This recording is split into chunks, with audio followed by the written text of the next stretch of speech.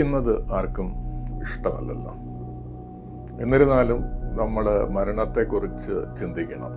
ശാസ്ത്രീയമായിട്ടെങ്കിലും നമ്മൾ അതിനെക്കുറിച്ച് ചിന്തിച്ചാൽ മാത്രമേ നമുക്ക് നമ്മുടെ അസ്തിത്വം തന്നെ എന്താണ് എന്നുള്ളതിനെക്കുറിച്ചുള്ള ഒരു തിരിച്ചറിവ് ഉണ്ടാകുകയുള്ളൂ.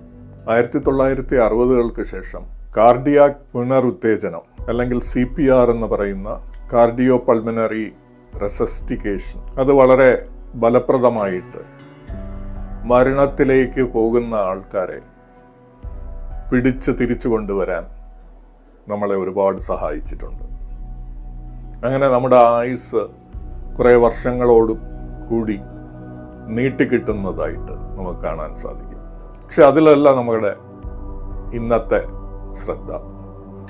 ഇങ്ങനെ മരണത്തിലേക്ക് പോവുകയും മരണത്തിൻ്റെ കെണിയിൽ നിന്ന് തിരിച്ചു പിടിക്കപ്പെടുന്ന വ്യക്തികൾക്കുണ്ടാകുന്ന അനുഭവങ്ങളെക്കുറിച്ചാണ് നമ്മൾ ഈ അടുത്ത കാലത്ത് വന്ന 1-2 പഠനങ്ങളെ ആസ്പദമാക്കിയിട്ട് ഇന്ന് ചിന്തിക്കുന്നത്.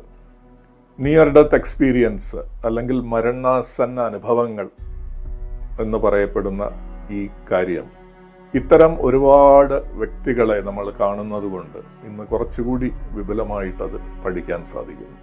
അതായത് മരണത്തിൽ നിന്ന് വീണ്ടെടുക്കപ്പെട്ടിട്ടുള്ള ഒരുപാട് വ്യക്തികൾ നമുക്ക് ഈ പഠനത്തിന് വിധേയമാകാൻ പറ്റുന്നത് കൊണ്ട് ഇതിനെക്കുറിച്ചുള്ള ഒരു അറിവ് കുറച്ചുകൂടി ഉണ്ടായിട്ടുണ്ട്. ഫ്ലാറ്റ് ലൈൻ ചെയ്യുന്ന ഒരു ബ്രെയിനിനെയാണ്, മസ്തിഷ്കത്തെയാണ് നമ്മൾ ഈ മരണത്തോടടുക്കുന്ന വ്യക്തികളിൽ കാണുന്നത്. എന്ന് വെച്ച് കഴിഞ്ഞാൽ ബ്രെയിനിൻ്റെ പ്രവർത്തനങ്ങൾ ഏതാണ്ട് നിലച്ച രീതിയിൽ ആകുന്നതായിട്ട് നമ്മൾ കാണുന്നു. അതിൽ ചില വ്യക്തികൾ ഉത്തേജിക്കപ്പെട്ടിട്ട് തിരിച്ചു വരുമ്പോൾ അവർ വളരെ തീക്ഷ്ണമായ, വളരെ ശക്തിയുള്ള അനുഭവങ്ങളുള്ളതായിട്ട് അവർ പറയുന്നു. ഇത് വാസ്തവത്തിൽ നമ്മുടെ ബ്രെയിനിനെ കുറിച്ചുള്ള, ബ്രെയിനിൻ്റെ പ്രവർത്തനങ്ങളെക്കുറിച്ചുള്ള അറിവുകളിൽ കുറച്ച് വ്യത്യസ്തമായിട്ടുള്ള ഒരു കാര്യമാണ്. ബ്രെയിനിൻ്റെ പ്രവർത്തനം നിലയ്ക്കുമ്പോൾ വളരെ തീവ്രമായിട്ടുള്ള അനുഭവങ്ങൾ ഉണ്ടാവുക എന്ന് പറയുന്നു.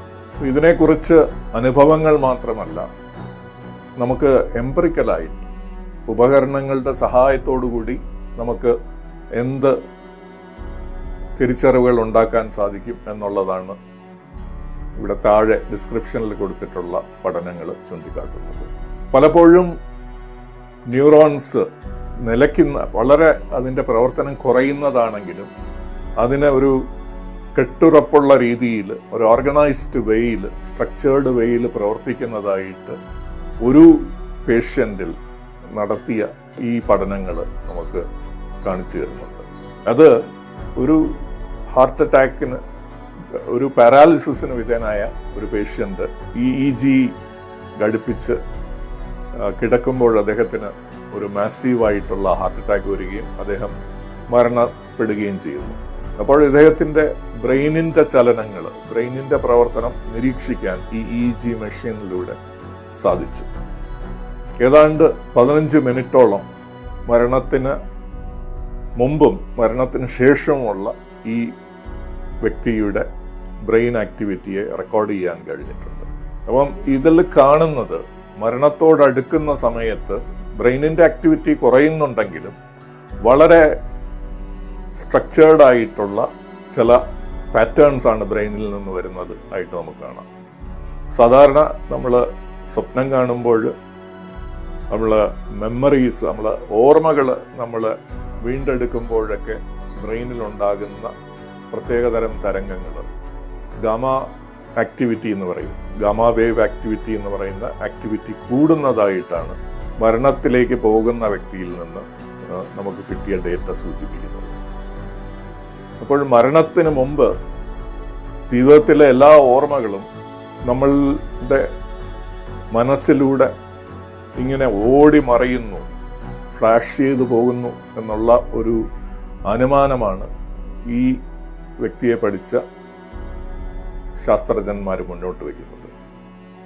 മരണത്തിന് മുമ്പ് നമ്മളുടെ എല്ലാ ഓർമ്മകളെയും നമ്മൾ കടന്നു പോകുന്നു ഏതാനും നിമിഷങ്ങൾക്ക്, മരണത്തിന് ഏതാനും നിമിഷങ്ങൾക്ക് മുമ്പ്. മരണത്തിന് ശേഷവും കുറച്ച് മിനിറ്റുകൾ ബ്രെയിനിൽ ഈ ആക്ടിവിറ്റി, ഈ പാറ്റേൺ നിലനിൽക്കുന്നതായിട്ടും നമുക്ക് കാണാൻ സാധിച്ചിട്ടുണ്ട്. ഇത് വലിയ സൂചനകൾ നൽകുന്നു. മരണത്തിൻ്റെ സമയത്ത് ബ്രെയിനിൻ്റെ ആക്ടിവിറ്റി എന്തായിരിക്കാം എന്നുള്ളതിനെക്കുറിച്ച് സൂചനകൾ നൽകുന്നുണ്ടെങ്കിലും ഇതിൻ്റെ സാമ്പിൾ സൈസ് ഒരു വ്യക്തി മാത്രമാണ് എന്നുള്ളത് കൊണ്ട് തന്നെ ഇത് നമുക്കൊരു വീക്ക് എവിഡൻസ് ആയിട്ട് മാത്രമേ തൽക്കാലം എടുക്കാൻ പറ്റുകയുള്ളൂ.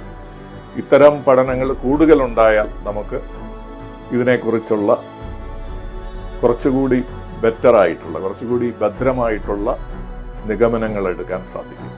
രണ്ടാമത്തെ പഠനം കുറേ വ്യക്തികളിൽ ഇത്തരത്തിൽ മരണാസന്നമായിട്ടുള്ള അവസ്ഥയിലേക്ക് പോവുകയും മരണത്തിൽ നിന്ന് വീണ്ടെടുക്കപ്പെട്ട ആൾക്കാരിൽ പേഷ്യൻസിൽ നടത്തിയ പഠനങ്ങളാണ്. അത് കുറച്ചുകൂടെ വലിയ സാമ്പിൾ സൈസ് ആണെങ്കിലും പഠിച്ച വ്യക്തികൾ വളരെ കുറവ് മാത്രമാണ്. കാരണം CPR വിധേയമാവുന്ന എല്ലാവരെയും നമുക്ക് വീണ്ടെടുക്കാൻ സാധിക്കില്ല. അതിലൊരു ചെറിയ ശതമാനം മാത്രമേ തിരിച്ച് ജീവിതത്തിലേക്ക് വരുന്നുള്ളൂ.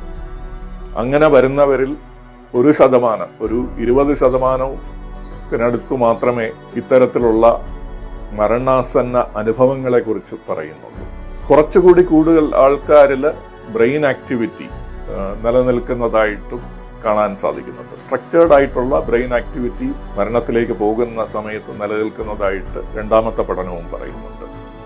രണ്ടാമത്തെ പഠനം പറയുന്നത് നമ്മുടെ ഹാർട്ട്, മറ്റ് വൈറ്റൽ ഓർഗൻസ്, ഹൃദയവും മറ്റ് വൈറ്റൽ ഓർഗൻസും നിലയ്ക്കുമ്പോഴും ബ്രെയിനിൻ്റെ ചില ഫങ്ഷൻസ്, ബ്രെയിനിൻ്റെ ആക്ടിവിറ്റിയിൽ കുറയുകയാണെങ്കിലും സ്ട്രക്ചേർഡ് ആയിട്ടുള്ള ചില പാറ്റേൺസ് കാണാൻ സാധിക്കുന്നു എന്നുള്ളതാണ്. ഈ ആദ്യത്തെ പഠനം പോലെ തന്നെ ഗാമ ആക്ടിവിറ്റിയാണ്, ഗാമ വേവ്സ് ആണ് കൂടുതൽ അതിൽ നമുക്ക് കാണാൻ സാധിക്കുന്നത്. അതുകൊണ്ട് തന്നെ ലൂസിഡ് ആയിട്ടുള്ള കോൺഷ്യസ്നസ്, തെളിഞ്ഞ ബോധം, മെമ്മറി മുതലായ, സ്വപ്നം മുതലായ കാര്യങ്ങളിൽ ഉണ്ടാകുന്ന ഒരവസ്ഥയാണ് മരണത്തിൻ്റെ അടുത്തേക്ക് നീങ്ങുമ്പോൾ വ്യക്തികളിലുള്ള ഉണ്ടാകുന്നതായിട്ട് ഇവർ പറയുന്നു. ബ്രെയിൻ ആക്ടിവിറ്റി ഹാർട്ട് നിന്നതിന് ശേഷം ഏതാണ്ട് 6 മിനിറ്റിന് ശേഷം പിന്നീട് വീണ്ടെടുക്കാൻ പറ്റാത്ത രീതിയിൽ ബ്രെയിൻ മരണത്തിലേക്ക് നിലച്ചു പോകുന്നതായിട്ട് നമുക്ക് കാണാൻ സാധിക്കും. എന്നാൽ ചില ചുരുങ്ങിയ കേസുകളിൽ 6 മിനിറ്റിന് ശേഷവും തിരിച്ച് ജീവിതത്തിലേക്ക് വരുന്നതായിട്ടും നമുക്ക് കാണാൻ സാധിക്കും. അങ്ങനെയുള്ള വ്യക്തികളിലാണ് ഇത്തരത്തിൽ വളരെ തീവ്രമായിട്ടുള്ള അനുഭവങ്ങൾ ഉള്ളതായിട്ട് അവരുടെ സ്വയം സാക്ഷ്യപ്പെടുത്തൽ. പക്ഷെ ഈ പഠനങ്ങൾ ആ സാക്ഷ്യപ്പെടുത്തൽ മാത്രമല്ല, നമ്മൾ അങ്ങനെയുള്ള വ്യക്തികളെ EEG മുതലായിട്ടുള്ള ഉപകരണങ്ങളുമായിട്ട് ഘടിപ്പിച്ചിട്ട് ആ ഉപകരണങ്ങൾ എന്ത് ഡേറ്റയാണ് നമുക്ക് തരുന്നത് എന്നുള്ളതാണ് ഈ പഠനങ്ങളുടെ ഒരു സവിശേഷമായിട്ടുള്ള ഗുണം. ഈ EEG ആക്ടിവിറ്റി നമ്മുടെ സെറിബ്രൽ വേവ്സിനെ അല്ലെങ്കിൽ നമ്മുടെ ബ്രെയിനിൻ്റെ വേവ്സിനെ നമ്മുടെ മുന്നിൽ പഠന വിധേയമാക്കുന്നതിൽ സഹായിക്കുന്നുണ്ട്. ഇതെല്ലാം ഈ പഠനങ്ങൾ, ഇതുപോലുള്ള അനേകം പഠനങ്ങളുണ്ട്. ഇതിനെ വിമർശിക്കുന്നവരുമുണ്ട്, വിമർശിക്കുന്ന വിഭാഗം ശാസ്ത്രജ്ഞന്മാരുമുണ്ട്. അവർ പറയുന്നത് ഈ പഠനങ്ങൾ വളരെ ചെറിയ സാമ്പിളിലാണ് നടക്കുന്നത്. മാത്രവുമല്ല, ഈ രണ്ടാമത്തെ പഠനം നടത്തിയപ്പോൾ ബ്രെയിൻ ആക്ടിവിറ്റി സ്ട്രക്ചേർഡായിട്ട് വ്യവസ്ഥാപിത രൂപത്തിൽ നിൽക്കുന്നതായിട്ട്, മരണത്തിൻ്റെ ഒരവസ്ഥയിൽ നിൽക്കുന്നതായിട്ട് കാണുന്നവർ, ബ്രെയിൻ്റെ ആക്ടിവിറ്റി സ്ട്രക്ചേർഡായിട്ട് നിൽക്കുന്നതായിട്ട് നമുക്ക് തെളിവ് തരുന്ന സാമ്പിളുകൾ അല്ലെങ്കിൽ പേഷ്യൻസ്, ഇത്തരത്തിലുള്ള മരണാസന്ന അനുഭവങ്ങളെക്കുറിച്ച് അവർ പറയുന്നില്ല.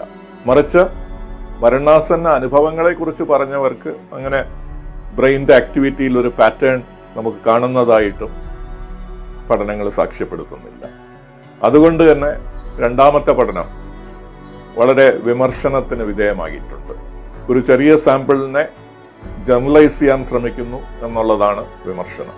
പക്ഷെ ഇവിടെ വിമർശിക്കപ്പെട്ടിട്ടുള്ള കാര്യത്തെക്കുറിച്ച് നമുക്ക് ചിന്തിക്കേണ്ടതുണ്ട്. അതായത് ബ്രെയിൻ ആക്ടിവിറ്റി തീരെ ഇല്ലാത്ത വ്യക്തികളാണ് അവരെ തിരിച്ച് ഉത്തേജിപ്പിക്കുമ്പോൾ അവരെ അനുഭവങ്ങളെക്കുറിച്ച് പറയുന്നത്. ബ്രെയിൻ ആക്ടിവിറ്റി കുറച്ചെങ്കിലും നിലനിൽക്കുന്നവർ ഒരനുഭവം പറയുന്നില്ല എന്ന് പറയുന്നത് നമ്മൾ ചിന്തിക്കേണ്ടതുണ്ട്.